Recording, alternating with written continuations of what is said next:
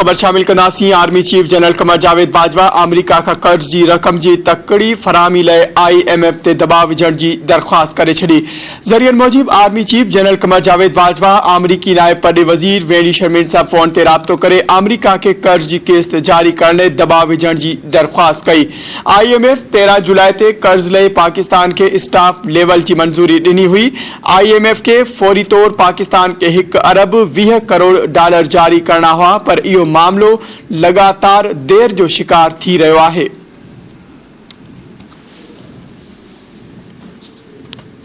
तहरीके इंसाफ के सरबराह इमरान खान मुतालबो कंदे चयो आहे त टिनी पार्टियुनि जे परॾेही फंडिंग केस जी ॿुधणी गॾिजी कई वञे। हिन क़िस्म जी परॾेही फंडिंग सॼी दुनिया में कई वेंदी आहे।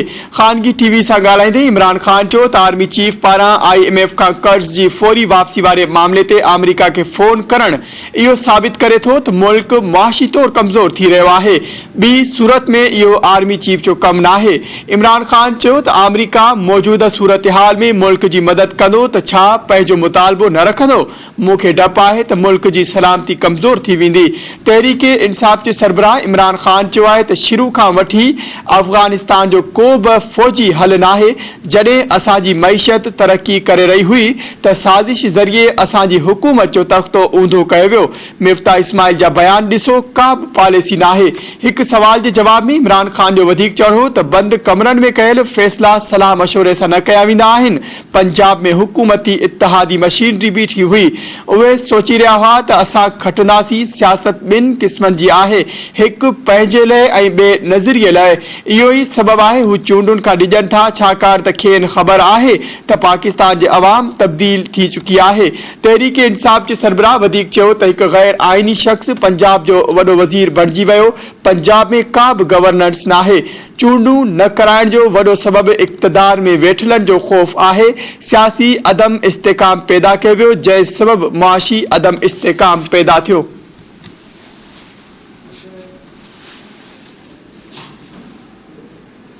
Army chief general Qamar Javed Bajwa वजीर आजम शहबाज शरीफ सां अहम मुलाकात कई आहे।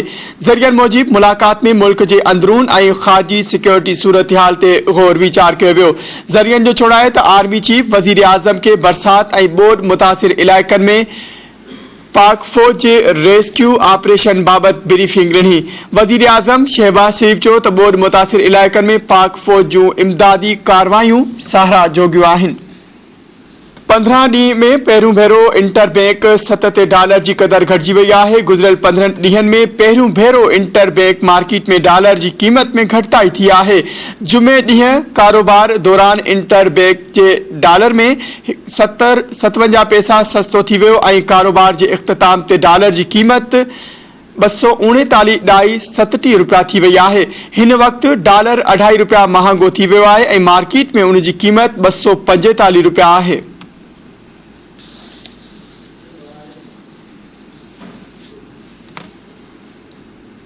सुप्रीम कोर्ट के चीफ जस्टिस जुडिशियल कमीशन के इजलास की ऑडियो रिकॉर्डिंग पब्लिक करे छड़ी। Chief justice of Pakistan justice Umar Ata Bandial वडो कदम खणंदे जस्टिस काजी फायद ईसा ऐं जस्टिस सरदार तारिक मसूद जे ख़तन खां पोइ जुडिशियल कमीशन के इजलास की ऑडियो रिकॉर्डिंग पब्लिक कई।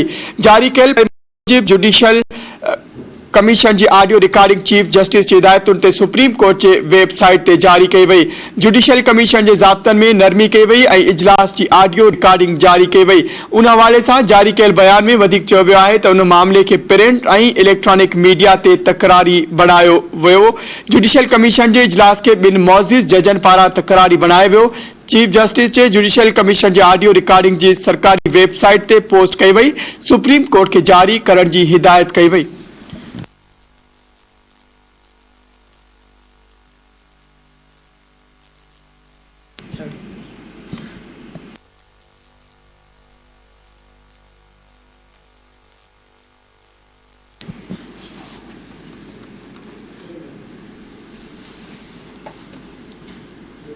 खबरुनि जो सिलसिलो अॻिते वधाईंदासीं। ख़बर शामिल कंदासीं। जुडिशियल कमीशन ऑफ पाकिस्तान जे गुज़िरियल ॾींहनि वारे इजलास ते सुप्रीम कोर्ट जे हिक ॿिए जज ख़त लिखी छॾियो आहे। जस्टिस सरदार तारिक मसूद चीफ जस्टिस ऐं जुडिशियल कमीशन जे मेंबरनि ॾांहुं ख़त लिखियो, जंहिं में ॼाणायो वियो आहे त जुडिशियल कमीशन इजलास शुरू थियो त चीफ जस्टिस पंहिंजे नामज़द जजिस बाबति ॿुधायो ऐं जस्टिस रिटायर्ड सरमद जलाल उस्मानी चइनि जजिस जी मुक़ररी जे हक़ में राय ॾिनी। जस्टिस तारिक मसूद जो चवणु आहे त जस्टिस रिटायर्ड सरमद जलाल उस्मानी हिक जज जी मुक़ररी के खिलाफ राय ॾिनी। जस्टिस एजाजुल हसन ऐं justice Sajjad Ali Shah chief justice के नालन ते मंजूरी ॾिनी ऐं मूं भी पंहिंजी राय ॾिनी। मूं पंहिंजी राय में जस्टिस अतर मिनुल्लाह जी सुप्रीम कोर्ट में मुक़ररी जो चयो हो। जस्टिस तारिक मसूद जो चवणु आहे त मूं भी सिंध हाई कोर्ट के 3 ऐं लाहौर हाई कोर्ट के 1 जज की नामज़दगी नामंजूर कई। हाई कोर्टन के चीफ जस्टिस में जस्टिस अतर मिनुल्लाह सीनियर तरीन जज आहे। अटॉर्नी जनरल कानून वारे वजीर ऐं बार काउंसिल के नुमाइंदन मूं सां इत्तफ़ाक़ कयो। जस्टिस तारिक मसूद ख़त के मतन में चयो आहे त अटॉर्नी जनरल कानून वारो वजीर ऐं बार काउंसिल नुमाइंदन चइनि नामज़द जजिस की मुक़ररी नामंजूर कई। ख़त के मतन मूजिब जस्टिस फायज़ ईसा चीफ जस्टिस तरफा नामज़दगी के नामंजूर करण जा कारण ॿुधाए रहियो हो ऐं उन दौरान चीफ जस्टिस गैर मामूली ऐं गैर जमहूरी अमल कंदे उथी हलियो वियो ऐं चीफ जस्टिस कमीशन जो फैसलो लिखाइण बिना इजलास में उथी हलियो वियो। जस्टिस तारिक मसूद जो चवणु आहे त जस्टिस फायज़ ईसा नामज़द जजन के नामंजूर करण वारी मुंहिंजी राय सां इत्तफ़ाक़ कयो। मामलो वाज़े थी वियो हो त कमीशन जे 5 मेंबरनि नामज़दगी के नामंजूर करे छॾियो हो।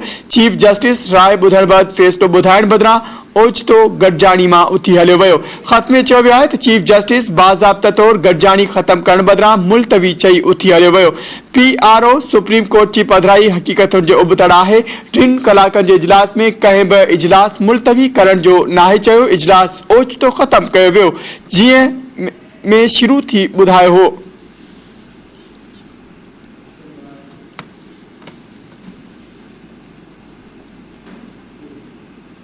वजीर आजम शहबाज शरीफ चयो आहे त मुल्की मैशियत बचाइण लाइ ॾुखिया फ़ैसिला कया, अवाम के रिलीफ ॾियण लाइ हर मुमकिन कोशिश करे रहिया आहियूं।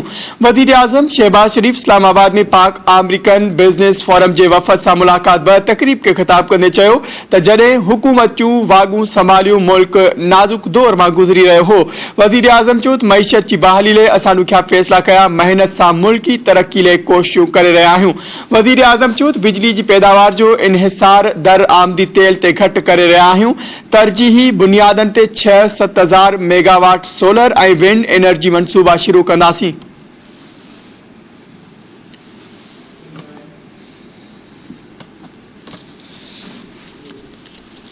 Election commission of Pakistan Tehreek Insaf के 11 मेंबरन के डी नोटिफाई करे छॾियो। इलेक्शन कमीशन तरफा 11 असेंबली मेंबरन की सीटुन के खाली करार ॾिनो वियो आहे। वाज़े रहे त गुज़िरियल ॾींहुं क़ौमी असेंबली के स्पीकर राजा परवेज़ अशरफ पाकिस्तान तहरीक इंसाफ के 11 मेंबरन जूं इस्तीफ़ाऊं मंजूर कयूं हुयूं। PTI मेंबर मोहम्मद खान, फजल मोहम्मद खान, शौकत अली, फ़खर जमान, फारूक हबीब, एजाज शाह, शीरी मजारी, शादनामा गुलजार, जमील खान, अकरम चीमा, शकूर शाह जी इस्तीफ़ा मंजूर करे वरती, जॾहिं इमरान खान, शेख रशीद, असद कैसर ऐं ॿियनि जूं इस्तीफ़ाऊं मंजूर न कयूं वयूं।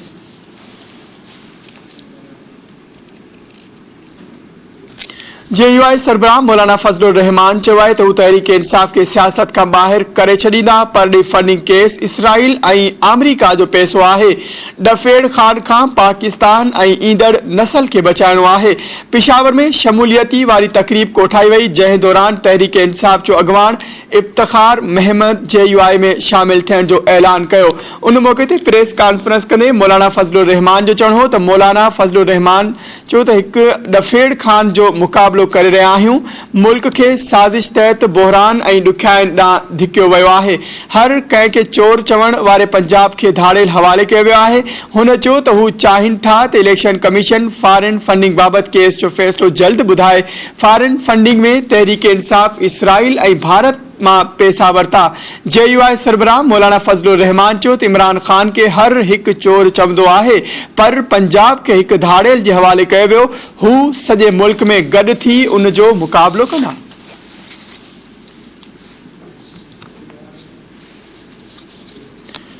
पीटीआई अगवान फवाद चौधरी चयो आहे त टिनी पार्टियुनि जे फंडिंग केस जो फ़ैसिलो गॾु अचणु घुरिजे। फवाद चौधरी ट्वीट कंदे चयो आहे त कानून जो मक़सदु इहो आहे त वोटर खे ख़बर हुजे त सियासी पार्टी खे केरु फंडिंग करे रहियो आहे। फवाद चौधरी चयो त पीटीआई 40,000 खां वधीक वोटर जा तफ़सील इलेक्शन कमीशन खे ॾिना आहिनि। हुन चयो त समुंड पार पाकिस्तानी तहरीक इंसाफ़ खे सपोर्ट ऐं फंडिंग कंदा आहिनि। पाकिस्तानियुनि खे ख़बर हुजणु घुरिजे त नून लीग ऐं पीपल्स पार्टी खे केरु फंडिंग करे रहियो आहे। फवाद चौधरी चयो त नून लीग ऐं पीपल्स पार्टी जे फंडिंग जा राज़ अञा ताईं साम्हूं छो न आया आहिनि।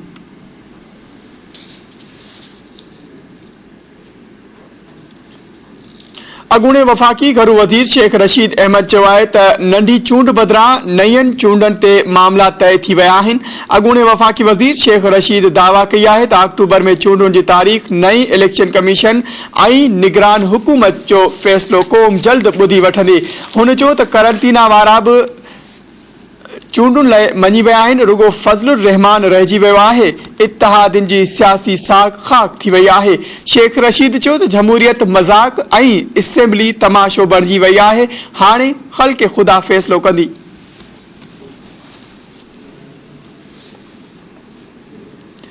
सुप्रीम कोर्ट नेब तरमीम तहत रिलीफ के मशरूत करण वारी दरख्वास्तुनि ते वफ़ाक़ी हुकूमत के नोटिस जारी करे छॾिया।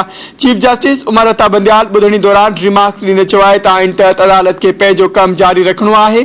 पंहिंजी हलफ़ तहत शफ़ाफ़ अंदाज़ में कमु जारी रखंदासीं। सुप्रीम कोर्ट में नेब तरमीम ख़िलाफ़ इमरान ख़ान जी दरख्वास्त ते ॿुधणी दौरान एडिशनल अटॉर्नी जनरल आमिर रहमान अदालत जे आइनी हैसियत में मावनत लाइ पेश थियो। पीटीआई जे वकील ख्वाजा हारिस दलील ॾींदे चयो त इस्लाम ऐं आइन में एहतसाब ते ज़ोर ॾिनो वियो आहे। अदलिया जी आज़ादी ऐं अवामी उहिदेदारनि जो एहतसाब आइन जो बुनियादी जज आहे। Chief justice Umar Ata Bandial remarks ॾींदे चयो त चेक एंड बैलेंस हुअणु जमहूरियत लाइ तमामु ज़रूरी आहे। करप्शन बुनियादी तौर इख्तियारियुनि जो नाजाइज़ इस्तेमाल ऐं खज़ाने खे नुक़सान पहुचाईंदो आहे। ख्वाजा हारिस चयो त जेकी तरमीमूं आइन सां टकराव में आहिनि उन्हनि खे कलअदम करार ॾिनो वञे। बुनियादी ढांचे ख़िलाफ़ आइन में तरमीम बि मुमकिन न आहे।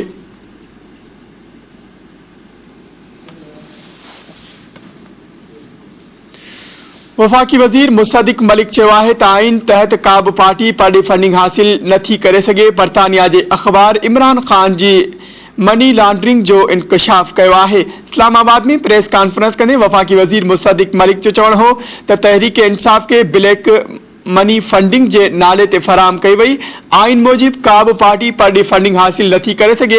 चेयरमैन पीटीआई के रुगो सियासतदाननि सां ॻाल्हाइण में मसइलो आहे।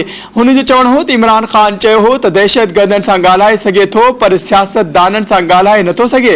वफ़ाक़ी वज़ीर चयो त इमरान ख़ान असांजे ॿारनि ते बमबारी कंदड़ सां ॻाल्हाइण लाइ तयारु आहे। अॻूणे वज़ीर आज़म चयो त हू अलहदगी पसंदनि सां बि ॻाल्हाइण लाइ तयारु आहे। वफ़ाक़ी वज़ीर मुसद्दिक़ मलिक जो चवणु हो त पाकिस्तान में सियासत करणी आहे त पोइ परॾेही कंपनी खां पैसा नथा वठी सघनि। आरिफ नकवी खे जालसाज़ी ऐं ब्लैक मनी जे केस में गिरफ़्तार कयो वियो।